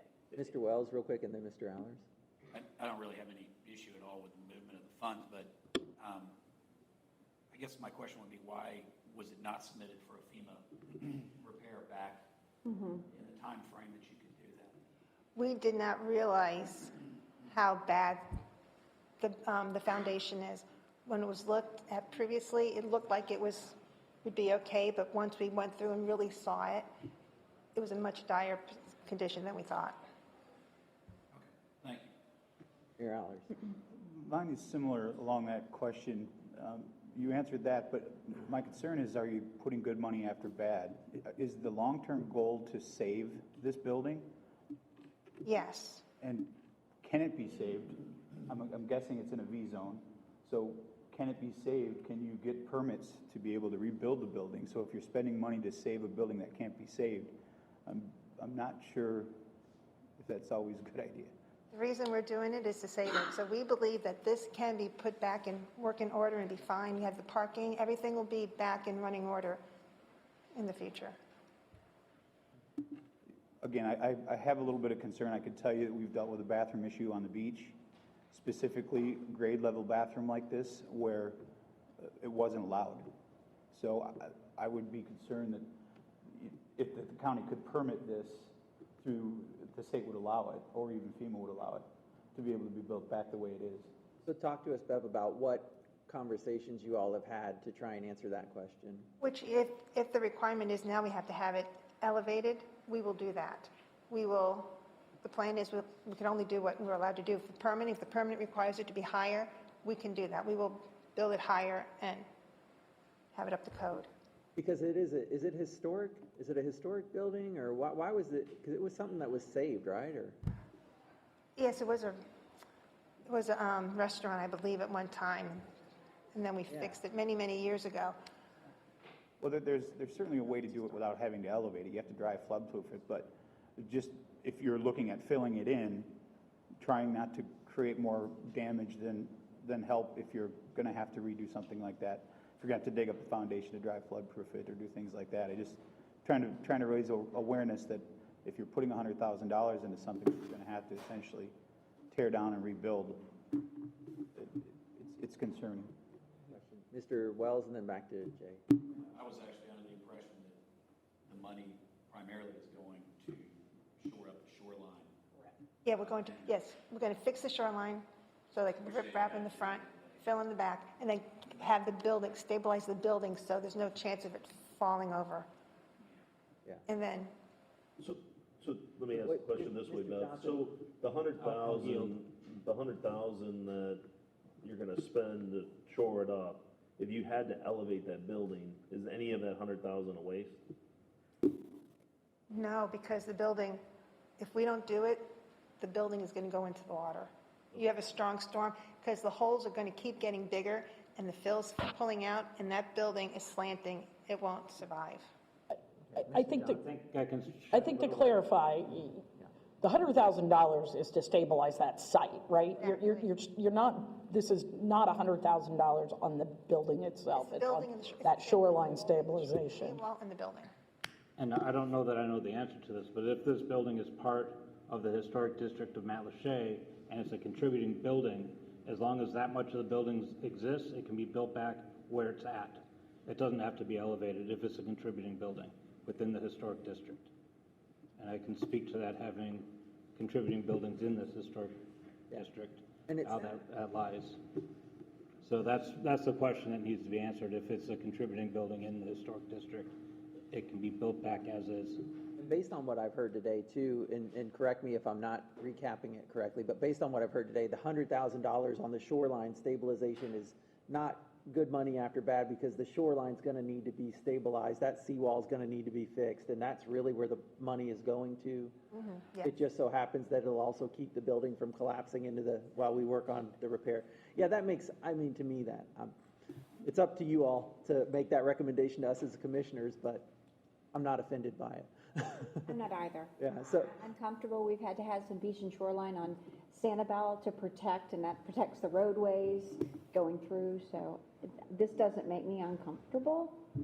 I have one last question. Yes, sir. Andrew, do we have to make a legislative finding that this is No, because it's on the shoreline. As Bev has already explained, there was another part of the request that I declined.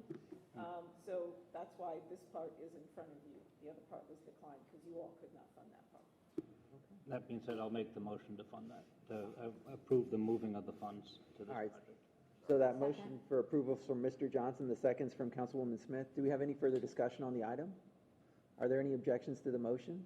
I see no objections. That motion carries unanimously. All right, at this time, we'll turn to for council information. Tam? There's a few things in your packet for you, late night reading.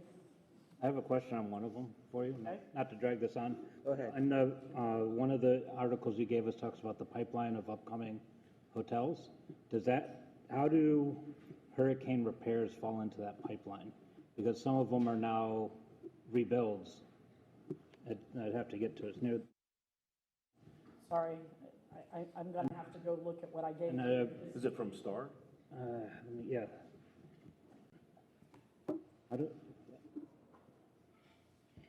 do I get the little tab up to make it go faster? There we go. There's from the CoStar Group. Near This the, was a presentation that happened at the Visit Florida. so it's page 240.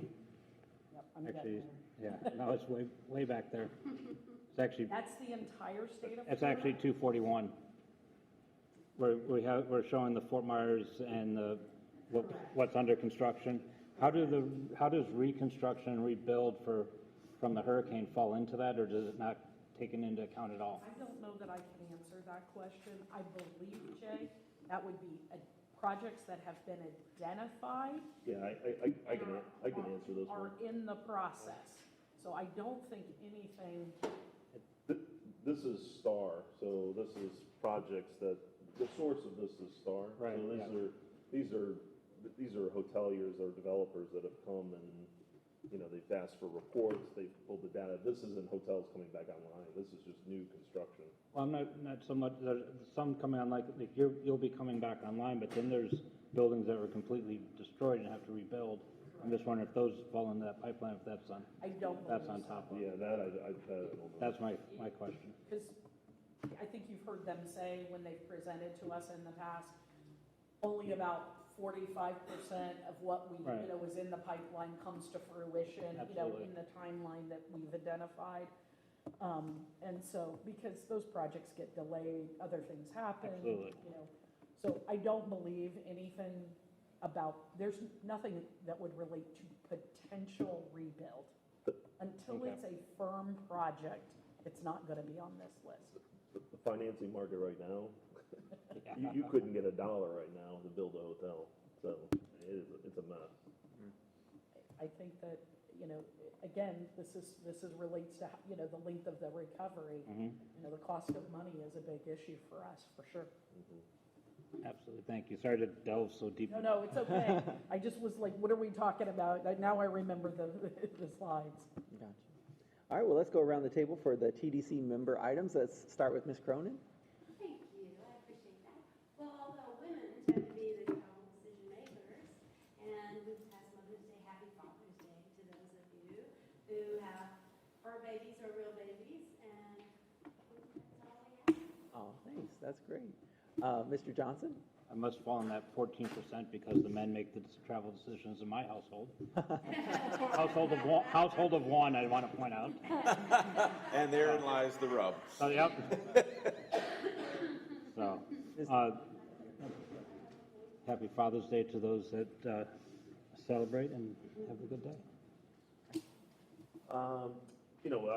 Pink Shell, we opened our pool up and we were sold out for this Memorial Day weekend, and just talking to the travelers, they were very, very, very thankful to be on Fort Myers Beach and then to be in the area. So, even though the conditions of the area, are rough and a lot of businesses are still not open, there wasn't one person that complained about being in the area, and they felt very proud to be here to put money back in the market. It was good. I mean, the feedback was excellent. So there is in my opinion, going to be a pent-up demand as we all come back online. Thank you for that great You know, news. Yeah. and I think, Bill, we've talked about this around the table many times. We talked about it during the pandemic. People want to be here. If you build it, if you reopen it, they are coming back. They're just, their passion for our area, and that's why we've been working so hard on that loyal traveler during this period, getting the people who are so committed to our area that they're willing to come back before everything's perfect, right? And so that's, I know they'll be back. Please know they'll be back. We float around 400,000 reach with all our social media posts. This past month was 1.1 million that we got to, and that was double, and it's because the pool was opening. I mean, that it was just like you said, they're just waiting. They want to come back till you have a little bit more facilities so they can have the experience. So to those that are trying to still get back online, there is hope. So. Councilwoman Smith? Yes, thank you. Our Sanibel Captiva Chamber had our grand opening on this past Tuesday. We had nearly 200 people that showed up in attendance. So, and thank you to the VCB staff that had a good portion there representing. Really appreciate it. That's one of those other milestones. And then the next one that's coming up, as we all has been announced, our Lighthouse Beach will be opening June 16th. So that's really exciting to all of us. It might only be a portion of it, but it is open nonetheless. And so that will finish our public beaches to be open around the county. Thank you. Thank you. I attended the VCB annual Hurricane Tourism Industry Workshop this week. This is past Monday, and Pam and Jennifer do an amazing job. It was very well attended. I think there was great information as we all get look forward to this hurricane season being a non-existent season. We also want to be prepared, and thank you very much for that preparation.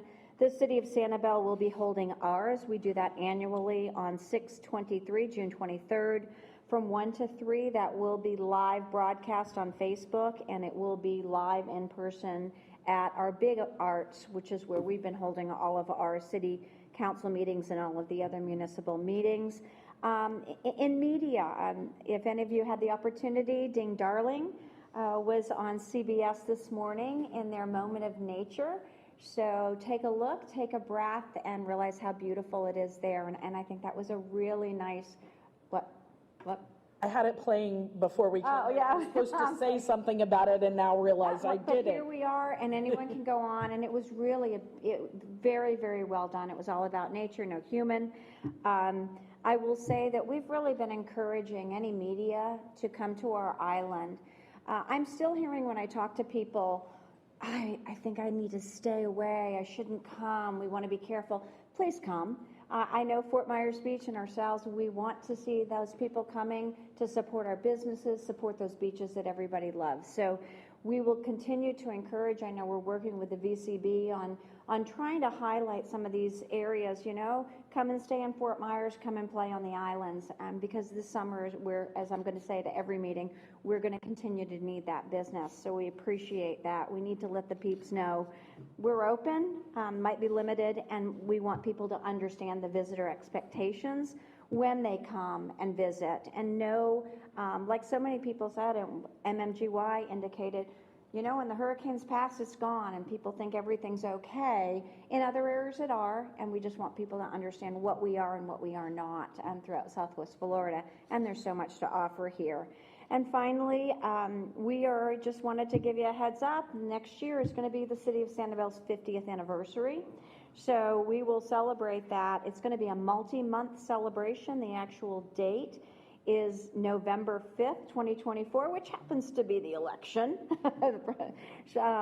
But we just look forward to the TDC, the VCB, being a part of that, as well as we have those celebrations. So thank you very much for your time. You guys don't look a day over 29, I'm telling you. All day long.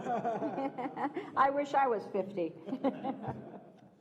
Thank you. I think Sharon did a great job to let you know what's going on in the Cape. We've got a lot of great things going. Most of the fixing as far as restaurants and things to do and places to go has been done, and now we're even expanding on that with additional parks opening and whatnot. So that's awesome. I do have a request.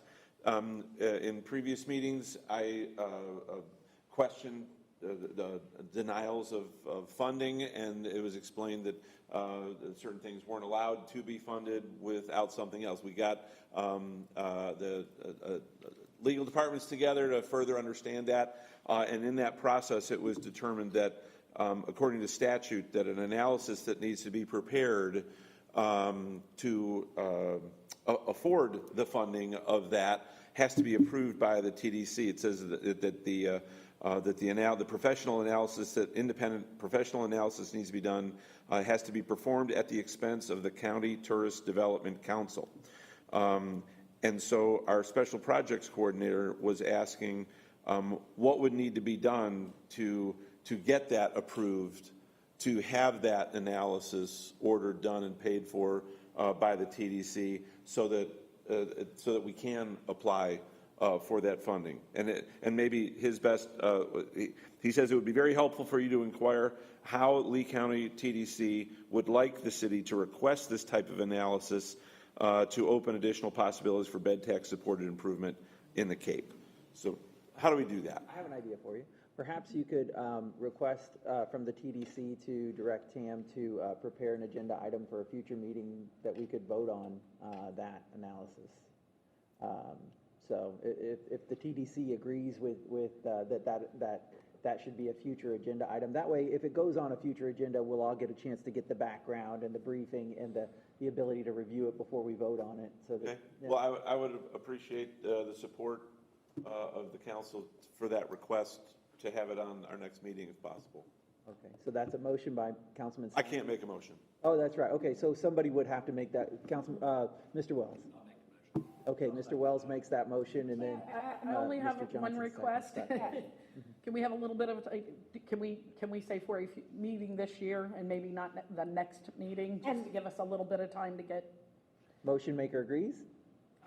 Yeah, I agree. I didn't put a time on it. Okay, so just to, the direction is to ask the team to work on it for a future meeting, but with no definitive time on. Okay, excellent. And that's from Mr. Wells, and that's your second?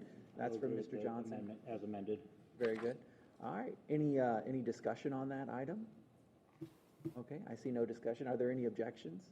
No objections, that motion carries unanimously. Thank you very much. Yeah, thank you. And Mayor Allers, congratulations. I appointed you to be the voting member now, and when does that start, Tim? Technically for July. Of course, Okay. we don't have a July meeting, so there will be a shift in voting membership. Currently, the Sanibel seat will shift to Fort Myers Beach, so Holly will be I guess we're waiting for the council to give us that. It's been Sorry. ratified. We haven't seen that yet, but Holly will shift to a non-voting member, and Mayor Allers will shift to a voting member, and the Fort Myers seat will shift to Bonita Springs. And you're stuck with me, they voted on it last night. Okay, sorry, these things are happening at different dates and different meetings, but we haven't gotten official word yet, but I know that's happening. Yeah. Will I need to bring that one to a future meeting as well? Yes, sir. Okay. So you'll All have to right. do So- all of, according to Andrea, maybe you can speak to it. Well, I think this past week they already did. I did Mayor Allers this Right. past week. So the other two, when they come before you, they will. Fort Myers Beach Fort Myers will have to identify their non-voting member. And you say Sanibel's done it and Bonita's done it, so it's just a matter of those, all three of those will have to come back to you to make official. At a commission meeting, Mhm. okay. I know the chairman, he'll make it happen. Mayor Allers, you got anything for us? Yeah, just a couple things, just to kind of piggyback, I think, on what Bill and Holly have said is that we are open, and it's amazing to see and talk to the people that, just the pool opening, how exciting that is for people that like to come down and visit. Diamond Head also is just opened their pool. For us, it's been very important to protect the most valuable asset I believe that we have, and that's the beach. And we've spent a lot of time cleaning the beach. The beach burn project is about 75% done. So that should be wrapping up fairly soon. Obviously, with the turtle season and shorebird nesting areas, we have some issues where we have to slow down and be a little bit more cautious, but we're 75% through that. Publix is now reopened on the beach as of last week, so that was huge. The line for pub subs was down the street. Other things that are kind of going on. I talked about the pools. I'm really actually kind of shocked at the amount of people that are still coming down. Even yesterday, driving off the island, seeing, traffic is a bad word normally, but to see the amount of traffic that we had yesterday was quite encouraging. That people are still coming. They completely understand their expectations. The Yucatan Beach Stand, I think, is the latest restaurant that just opened up on the island, so we are getting things every week open back up. I can tell you there's been absolutely no shortage of meetings that I've been involved in with current and potentially future developers that are eager to start building back some of these hotel rooms and start building things. They've all been very, very, very gracious about what does the community need, what does the community want. It hasn't been, this is what we want to do, take it or leave it. It's been a very open communication, and for that I'm very thankful. And then the last thing is the summer camp will be at the Mound House this year as we continue to rebuild the beach school and the Bay Oaks Community Center. That is it. Thank you for the update. Councilman Faisal. Well, we don't have a lot of exciting things happening in Estero right now. Things are fairly quiet. We have some developments that are getting ready to break. We've been meeting with the proposed developers, which I think are going to be reasonably exciting for our community. I'd like to just say that since the hurricane hit and the tone of these meetings seems to be getting a lot more positive. You all went through the first phases of what are we going to do and how are we going to do it. Now you're seeing the results of what those decisions were made, and Estero didn't get hit nearly as hard as most of the communities did, but it's just good to see the positive attitude and the accomplishments that have been taking place in our community. It's good to see. And I don't know if this is artificial intelligence or not that's dealing with me. I just got a text message that said my parking ticket's about to expire. There you go. Right, that's right. So 3 minutes, Councilman Polik, and then Mr. Wells. Or to top that, couple of things. One is the opportunities that we sometimes don't see. We had our annual Memorial Day ceremony in Bonita Springs, and we had about 700 people there. Thanks to Sheriff Marcino and his team, we were able to shut down the roads and make it the solemn occasion that it should be. But I was really surprised afterwards that a number of people coming up to me who were from out of town who came because there was a Memorial Day ceremony in Bonita Springs. They commented on the fact that it was well done and that it was surprisingly quiet, but the fact that they made that a point, it was a destination for them to come to. And these are folks from Michigan, Minnesota, I think there's a couple from New Hampshire that made it part of their vacation. Second thing is we have coming up July 4th, and we're going to try and outduel Cape Coral once again. So hopefully you'll all join us down in Bonita Springs for our evening festivities. Take it as a challenge. The gauntlet is thrown. I believe I saw come in the room. We're excited after an exhaustive search, national search, for a new executive director for our Bonita Springs Center for the Arts. Ms. Ilyana Ush is, I think, behind us here, and we're thrilled because she brings an energy level. I think the Energizer Bunny is trying to catch up with her, but her ability to recognize the importance of the arts for our community, being involved and working as a partner with government, we saw that in the interview process, so we're delighted to have her. Are you here somewhere? There she is. Welcome. And then Jeff reminded me of something, and it was a big aha moment this week. There's a group out there, and I don't know how good a job we do of reaching them. I got a telephone call from a realtor who asked me if I knew of any opportunities for housing for a group of athletes that were going to be training. And I had to get the dates right. They were going to be here from the end of July through the first week of December. Why would you reach out to your councilman? Well, I didn't know who else to call. Thought, this is a realtor. And got my name through the John R. Wood Properties website for opportunities, bizarre chain of events. The aha moment was we have over 7,000 realtors in Lee County. They have a network. Are we reaching out to them enough because their clients ask them for vacation homes? Where can I go? What should I see? 7,000 people that could be working on our behalf. I'll just speak for myself. I present almost every year to the Board of Realtors. They invite us to present. Jeff and I usually do it together. So my simple answer is I would say yes, but as you know, there are a lot more realtors than might be in that room in that moment, and that's the trick. Not that we're doing a bad job, Tamara, just it's how to Board of Realtors is busy. Maybe we find another way to get out to their members. And hopefully when we give those presentations, they do distribute them to their entire membership. I assume that happens, but It's not a criticism. I've been a member for, and I'm not a realtor, but I've been an affiliate member for 20 years. Never seen it. Nope. good to know. We'll talk with Well, you. that's It's an opportunity for us as a community. For sure. Thank you. Sure, thank you, Councilman. Mr. Wells? Nothing at this time. Thank you. All right, great. I see no further business before us. Let's get everybody out before they get a parking ticket. We're adjourned. Too late, I think.